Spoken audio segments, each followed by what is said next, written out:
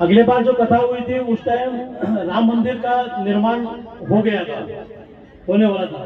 रो दीदी मां, उसी उपलक्ष्य में मैं कोई नेता तो हूँ नहीं, किसी पार्टी का वो नहीं, तो मैं कोई राजनीतिक पार्टी बात आपसे कहूंगा नहीं, लेकिन दो तीन चीजें आपसे जो दीदी माँ ने अभी कहा उसको अपने आचरण में आप लाइए। क्योंकि एक चीज ध्यान रखना, जितने महापुरुष हुए हैं किसी के पिता ने किसी को तैयार नहीं किया हुआ है।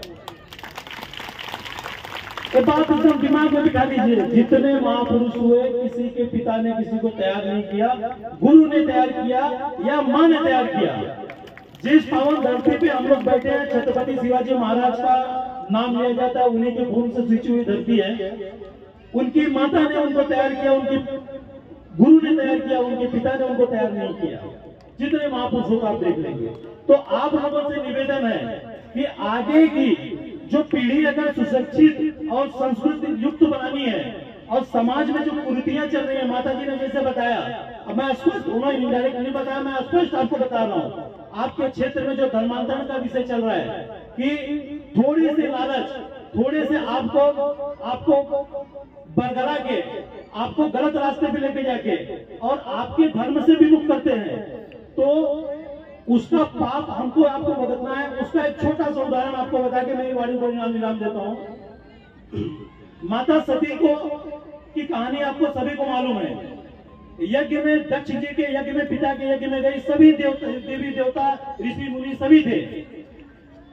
जब भोलेनाथ के बारे में दक्ष पिताजी सब उल्टा पुल्टा गलत बातें बोलना शुरू किए और माता जी जब अग्नि को समावित होने के पहले उन्होंने एक शब्द कहा, या तो धर्म के बारे में अगर कोई गलत बोल रहा है, धर्म के विमुख कोई जा रहा है, अपने धर्म को गाली दे रहा है, अपने भगवान को, देवी देवताओं को गाली दे रहा है, गलत शब्द वापर रहा है, अगर आपकी बाहू में ताकत है, आपकी जबान में ताकत है, तो उसकी जबान खींच लो, हाथ तोड़ दो उसका। अगर ये नहीं कर सकते तो सुनने का पाप मत करो, वहां से उठ के चले जाओ। आप सोचिए, जिस धर्म में आप पैदा हुए हैं, जिस धर्म में हम लोग पले बड़े हैं, माता जी के मुख से जो वाणी आप एक हफ्ते से सुन रही हैं, कहीं ऐसा शब्द आपने सुना किसी को पिंच करने वाली चीज? सिर्फ मानव समाज को कैसे आगे ले जाया जाए, वही हमारा आपका धर्म सिखाता है। तो ऐसे धर्म को छोड़ के जैसे बताया कि मूर्तों के ऊपर जाके हम व्यवस्था बताए, उसमें जाना ठीक है क्या? तो आप लोगों से हाथ जोड़ के विनती है कि माताओं, आपका एक ही काम है, बच्चों को संस्कार दीजिए। और परिवार जो है, ये जो रह रही अपना परिवार है, यहाँ पे किसी का संयुक्त परिवार रह नहीं गया है, तो अपने अगल बगल में जो पड़ोसी रह रहे हैं वही मेरा परिवार है। जाति पात को जरा लंबा हटाइए, जाति पात कुछ बचा नहीं है। और प्रांतवाद की बात बता रहा हूँ, इस भारत भूमि को हम माँ बोलते हैं, भारत माता बोलते हैं, भारत माता की जय।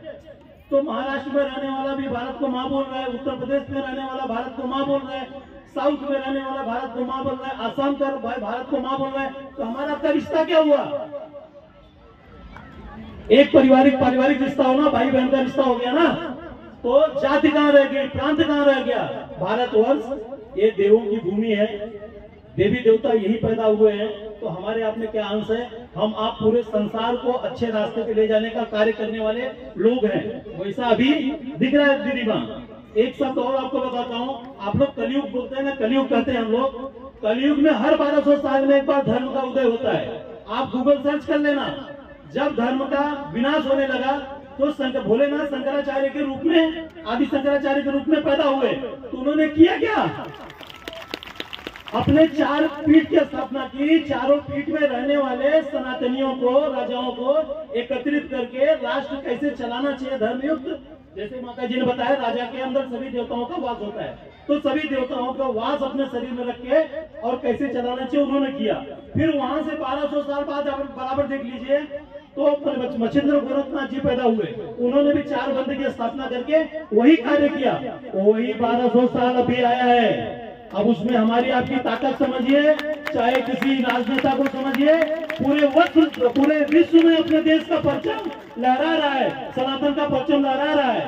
तो हमको आपको इसीलिए आप लोग से निवेदन है, आप ही आगे की जो पीढ़ी हमारी अच्छी बनानी आपके हाथ में है। और ये अपने बाड़ी को विराम देता हूँ, जो माता जी बता रहे हैं उसको हमारे बारे में ध्यान रखिए। जय श्री राम।